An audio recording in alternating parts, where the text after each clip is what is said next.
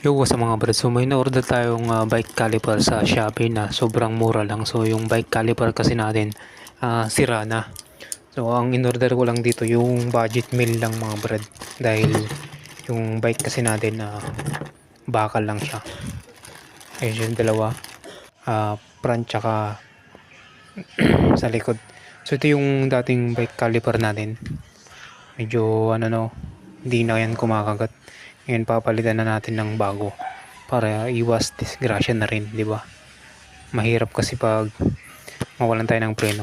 So ito na yung pinalit natin, mas maayos na at kumakagat na. Bullets pala yung brand na yan.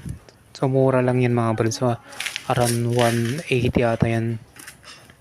Dalawa na yan mga brand. So kung hindi ka naman masyado makaselan at gusto mo lang yung mga budget meal na caliper, ito na yun.